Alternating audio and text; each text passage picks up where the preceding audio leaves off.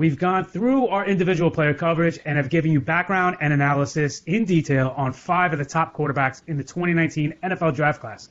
Today, we're looking at the best of the rest as we continue to roll through over 50 prospects in total right here on DynastyLeagueFootball.com. The NFL Draft Profile Series, NFL Prospects. Break it down, let's get it. People's pen and the gridiron scholar. Time to do it major. Let's see who running the field. Let's analyze the data. Yeah, let's go. First and foremost, we want to give a tremendous amount of thanks and gratitude to our hosts right here at DynastyLeagueFootball.com for presenting our 2019 NFL Draft coverage to you guys. And hopefully you guys have been enjoying what we've been doing to this point. If you're just tuning in during the draft week or even post-draft, thanks for tuning in now. But to those of us who have been with us as we've been rolling these out, we really appreciate your time and your patience with us through this and in watching all these videos. As you know, we've covered 5 quarterbacks in depth and in detail, from Kyler Murray, Dwayne Haskins, Will Grier, Drew Lock, and Daniel Jones. But we wanted to touch a little bit more on the other quarterbacks in this class. So this is going to be a little bit more of a freestyle format between John and myself, kind of more like a podcast, if you will. Just a little back and forth, just a little couple tidbits on some of these other quarterbacks that are going to be in this year's class.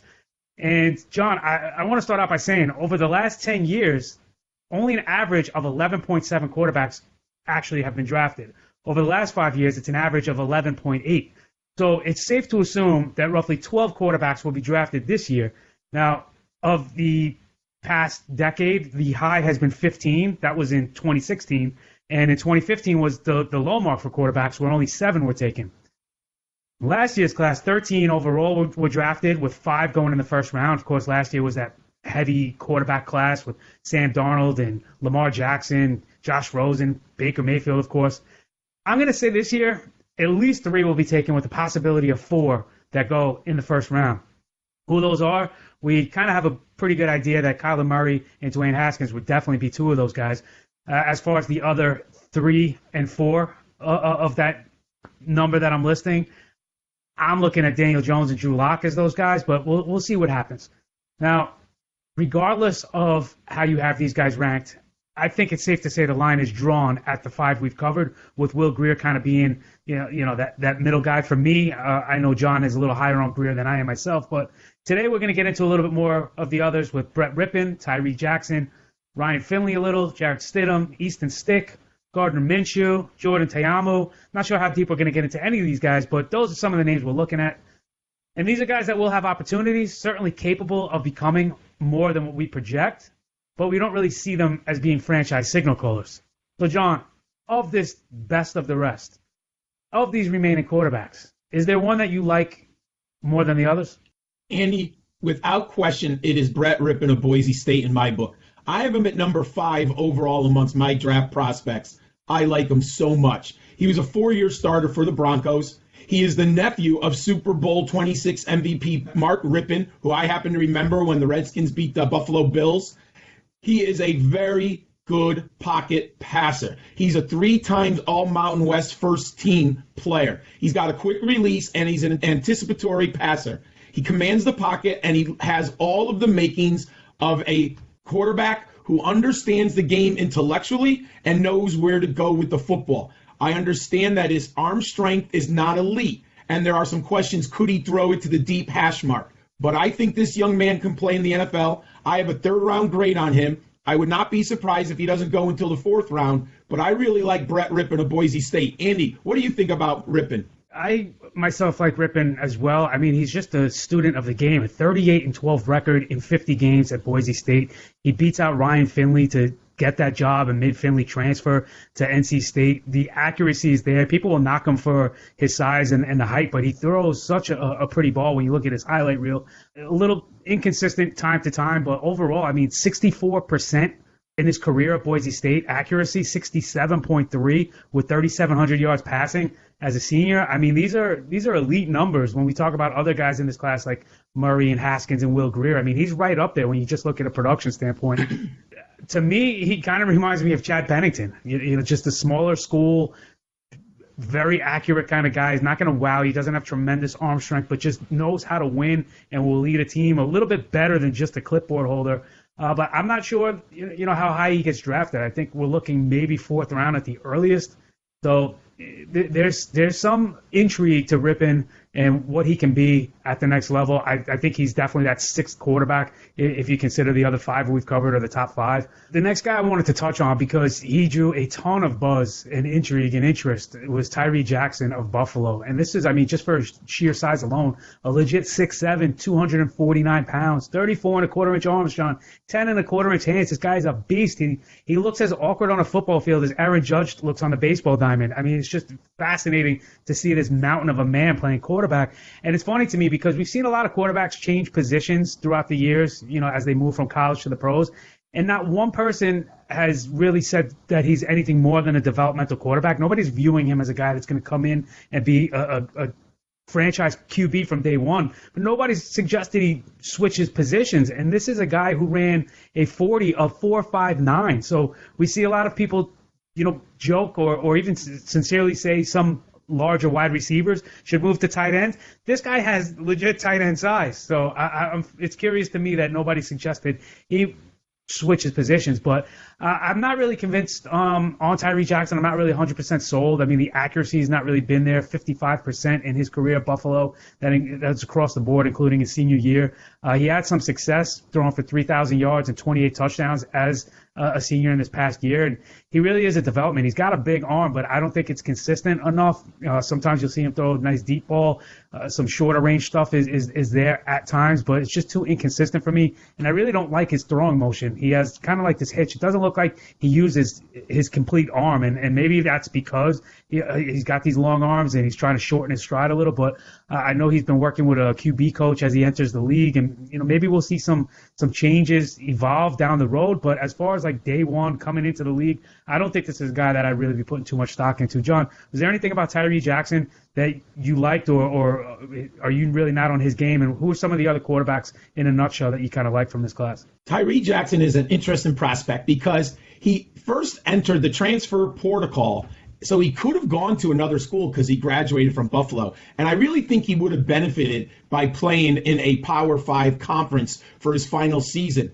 And it's interesting because the NFL advisory board even said to the young man, you should probably go back. Now, I don't have privy to what his career goals are or what his financial situation is, but the young man decided to enter the draft. So he's here and we have to evaluate him. I definitely think he should have remained in college, but I understand why any young man would choose to go into the NFL if they believe that they are going to get drafted. Now, I think he would benefit like Carson Palmer and Aaron Rodgers sitting on the sideline for an entire season, at least, if not two, to learn how to play at the NFL level. There's no question that he has the arm strength. It is elite, Andy. I mean, he puts some mustard on the ball, and he can zip it into the tight windows. But he has poor mechanics. He has a long windup. His accuracy is clearly not there. And I don't think he's an anticipatory passer at this stage of his development. I do believe he will get drafted, but I hope that we don't see the young man on the field for 2 or 3 seasons because he has a lot of developing to go. Now, the other player who I like, who I actually have rated higher than Tyree Jackson, is Easton Stick of North Dakota State. Now, if you look in about the last 15 years, out of the FCS level, we've had Tony Romo, Joe Flacco, Jimmy Garoppolo, and Carson Wentz. And Easton Stick is the next guy in line. Hey, he has been Offensive Player of the Year and Walter Payton Award finalist from the Missouri Valley Football Conference. He's put up some spectacular numbers for the Bisons. He's passed for over 8,000 yards. He has 88 touchdowns. He's an incredible runner with the football with over 2,500 yards on the ground and 41 touchdowns. Now, he's clearly not as good as Carson Wentz. I understand that. He's 6'1", 224 pounds, but he is a rhythm passer who played in a pro-style offense. He does have some ability with his legs, so I believe that Easton Stick, given time to grow, he can have a role in the NFL. I think he's a little bit like Case Keenum, wrapped around a little bit Russell Wilson. Let him grow, let him learn the system, and I think he can be a player in this league. What do you think of Easton Stick, Andy? I'm not totally sold on Stick. He is a supreme athlete for the position, but I question if he's the product of a great FCS system or something more than that. I've seen people talk about Taysom Hill and Stick in the same breath, so I do think he could be a wild card of a playmaking piece for a creative coordinator. But, you mentioned Russell Wilson, and I know when we talk about the size at 6'1", that's generally like the bar right now for quarterbacks. Baker Mayfield is going to add to that. And maybe we'll see Kyler Murray in the next couple of years as well. But Stick, I don't know. I can't get around that one yet because I just think the consistencies. I don't know that the arm is there for to be the complete NFL QB, but you add the leg piece to it and the dynamic to it, and maybe he can be something unique and special. But I want to see it before I buy into it, and right now I'm not buying into it. But some of the other names, real quick, just Gardner Minshew thrived in the air raid attack, but then again, who doesn't? Jarrett Stidham, a tale of two seasons for him. So questions are, was it him or was it the team surrounding him at Auburn? Then you have Ryan Finley, who I mentioned before, got pushed to NC State when Mark Rypien came in. And I'm sorry, Brett Rypien. We keep referring to him as his Uncle Mark, but when Brett Rypien came in and took the Boise State reins, Finley transferred to NC State, and he's been around the circuit for a while. What is it, total 6 years in college now? The accuracy is there, but what has he really shown with all of his experience? So one of the older players entering the league at 24 and almost a half by the time the season starts. So Jordan Ta'amu is the only other real name I would throw in there at the quarterback position this year, but you talk about A.J. Brown and DK Metcalf as maybe the top two receivers off the board, and this guy had the ability to throw to both those guys and DeMarcus Lodge and Dawson Knox at tight end, and still wasn't really able to do anything, to make you be like, wow, this guy is a stud. So I don't know. I think it's not the strongest of quarterback classes overall. We've touched on that a lot. So I'm happy with the five we individually profiled. Maybe I'll throw Rypien into that mix a little bit as well, but I'm drawing the line at 6. So, John, any final words on this quarterback class before we wrap up for the 2019 NFL draft season? Andy, I think you kind of nailed it on the head. I'm not a big fan of Ryan Finley, 6'4", 212 pounds. I just don't think the entire package is there. He's a super bright kid. He graduated in 3 years from Boise State, and he's earned 2 master's degrees from North Carolina State. So this young man's got a great future ahead of him. I just don't think it's on the football field. I kind of think if he's a young man who wants to go into the coaching career, I think he has a real outstanding chance. And, with those types of degrees, he has a great future ahead of him. Jarrett Stidham, he's a guy I've just never been impressed with. I've watched this young man come up. He went to Baylor. There was a lot of press early on. He was a highly rated prospect following Bryce Petty for the Bears. I just never felt he put it together. He transferred to Auburn. I don't really think that was the best offensive system for him to go to, but he, again, did not put it together. I think he's all potential, but when I watch him on the field, I just don't think the entire package is there. Look, at his size with his arm strength, the team is going to give him an opportunity. I think at best he earns some starts down the road, maybe as a career backup. I just don't see him as a starter. And Gardner Minshew, look, it's the air raid. I saw a lot of him as a UConn fan in the American Athletic Conference. I never thought he'd be that good because I saw him at East Carolina, but he goes to Mike Leach's system and he just puts up numbers that are silly. I think he's a 6th or 7th round prospect. And Jordan Ta'amu, you couldn't have better talent. You nailed it, Andy. The kid was surrounded by NFL level talent and he just was okay at the college level. I think he's an undrafted free agent who will sign with someone most likely. I would not be surprised if this is 10 quarterbacks or only 11 go in this draft because I think they're just all developmental prospects with lots of holes in their games. Yeah, I would agree with that. And like I said at the start, the number is on average has been 12. So, if it's 10, great. I think you're going to see 5 to 6 within the first 3 rounds. And then I think you can see a major break and not again until like 6 or round 7 that you see a couple of these developmental guys get picked up late in franchises drafts. But hey, we want to thank you for checking us out this season. We want to thank you for sticking around with us. These have been the best of the rest quarterbacks. We have one of these for each of the positional groups as well. And keep in mind, we're doing this mostly from a fantasy perspective. John and I cover the draft across the board, defensive players for real life as well. But for this series in particular, we're looking at it more from a fantasy angle. So if you're wondering, why we have these guys ranked the way we do, it's really for their upside and the potential from a fantasy setting.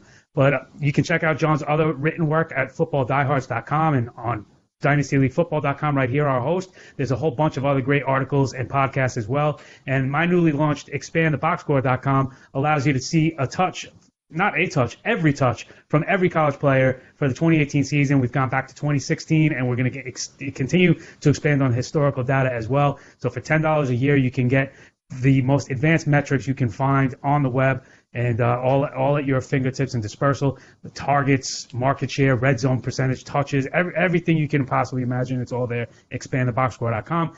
Thanks, and again, go check out all the other 45 players we've covered individually. And thanks for checking us out today. Leave a comment. Let us know what you think of these quarterbacks, and if you're intrigued more than we are by any of the ones we talked about today. Thanks for watching. Peace.